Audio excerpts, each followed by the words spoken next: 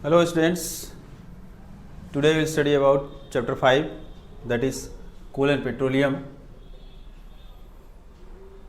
Students, on the earth various natural resources are there.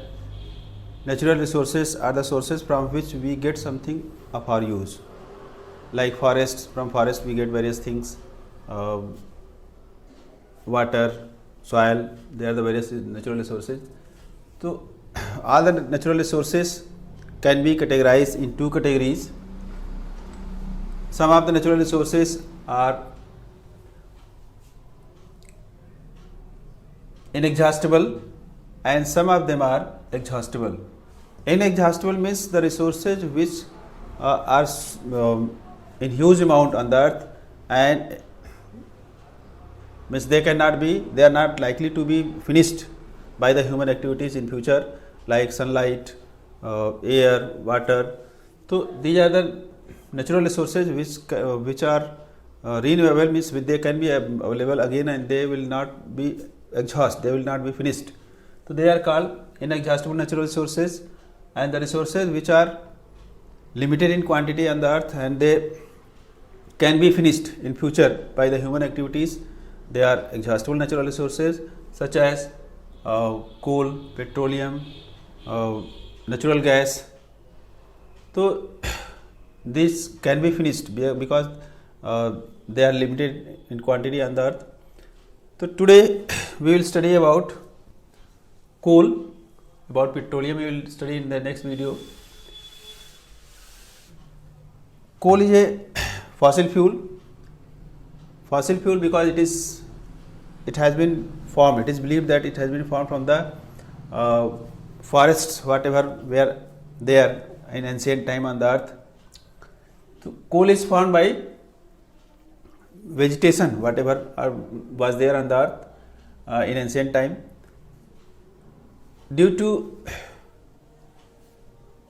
natural phenomenon such as flood, storms, etc., they fall down and they buried into the soil, and slowly over them soil deposited layer by layer.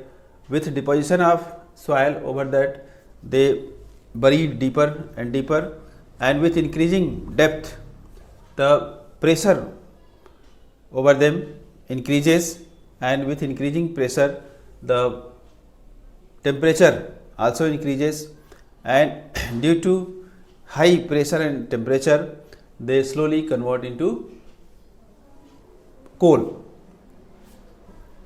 Stages are these: wood, due to heat and pressure, change into peat. First stage after wood is, that is peat. Peat is light brown in color and it have carbon content less than 28%. During formation of coal, the carbon content increases, and this process is called carbonization.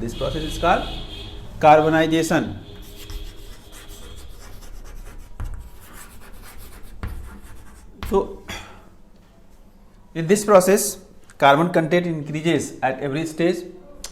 So first stage is peat, that is light brown in color.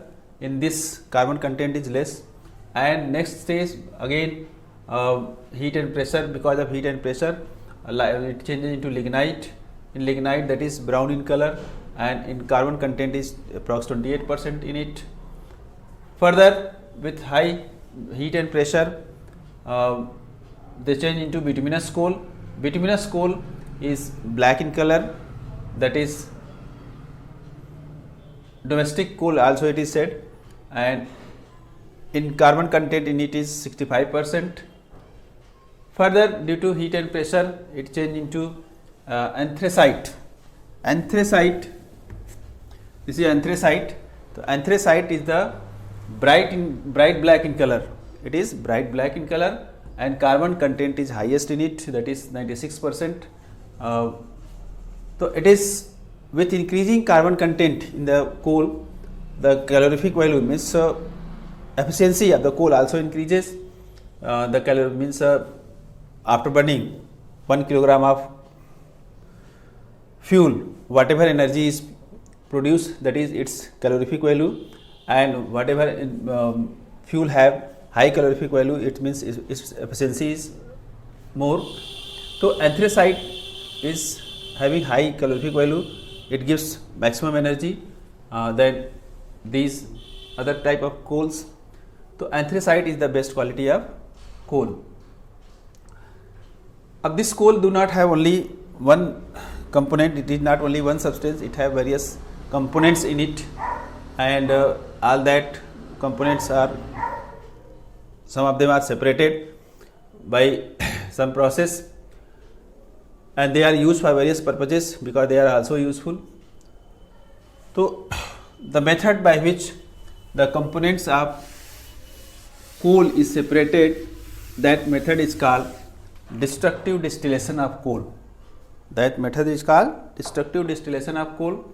In this process, coal is heated at high temperature, approx 1000 degrees Celsius. Approx 1000 degrees Celsius. At 1000 degrees Celsius, it is heated. And destructive distillation means that heating of a substance for separating various components of it at high temperature, that is destructive distillation of any substance. Here, since we are doing destructive distillation of coal, so it is the process of destructive distillation of coal. In this process, we take, in a boiling tube, we take powdered coal. Powdered coal is taken, and apparatus, as you are seeing, like this it is set up. This is the conical flask. In this conical flask, water is there, and a burner for heating it. So powdered coal is heated approx 1000 degrees Celsius. At this temperature, whatever volatile material is there in it, they get vaporized, means they change into gaseous state, and they pass through this tube and move forward, and whatever residue is left, that is coke. The residue left after removing volatile material, that is coke, and it is approx only carbon, means it is approx pure carbon. Whatever components come out that mix into the water, so some of the substances like ammonia, that is mixed into the water, and that form ammonical liquor. Water dissolve ammonia, so that form ammonical liquor, and some of the components are found in the form of dense liquid, means so dense black liquid deposited at the bottom of the conical flask. So that is called coal tar. And a gas that do not neither mix into the water nor change into liquid state, that in gaseous form gas come out from it, that is coal gas. So all these components have their value, they are important, they are used for various purposes. First of all, we will talk about coke. First one is coke. Coke is solid, porous, that burns with no smoke. It is approx pure form of carbon. It is used for manufacturing steel, and it is used for extracting metals from their ore. In that process also it is used for as a reducing agent. Reducing agent means that substance which help in reducing other substances. So it is used in extracting metals from their ores, and it is also used for making some gaseous fuels like water gas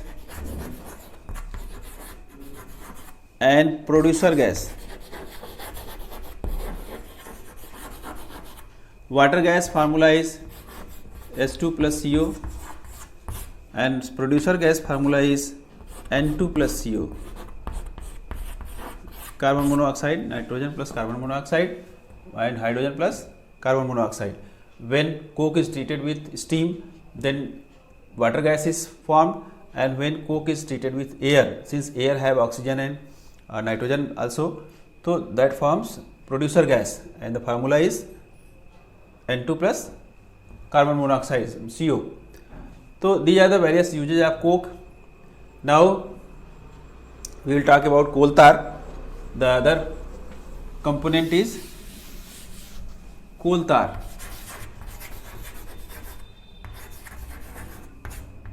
Coal tar is thick black liquid with unpleasant odor. It is not a single component, it is a mixture of approx 200 components, and they are further separated for making various substances, various things, like it is used for making paint, cosmetics,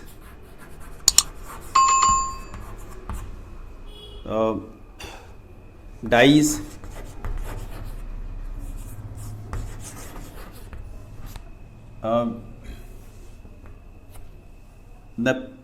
naphthalene ball,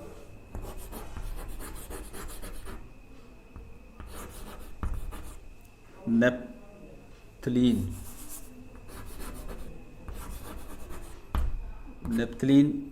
balls. Naphthalene balls are white in color. They are used. They are kept in the clothings when they are stored for long term. That is used to repel moths. That is moth repellent. Moths do not harm to the cloths.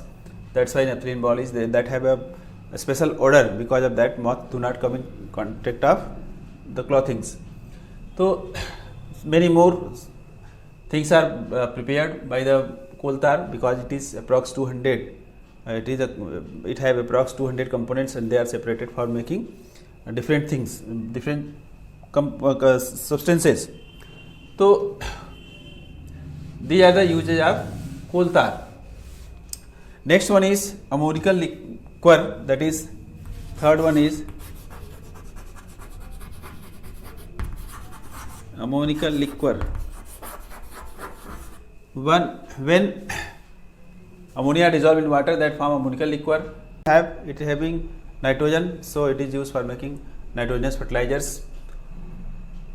The last component which we get during the destructive distillation, that is coal gas. Coal gas is a mixture of various gases like hydrogen, methane, carbon monoxide, and the use of it is used as a fuel in the various industries. So these are the various components which are separated from the coal by the process of destructive distillation, and they are used for various purposes. Today in this video only this much. Remaining we will study in the next video.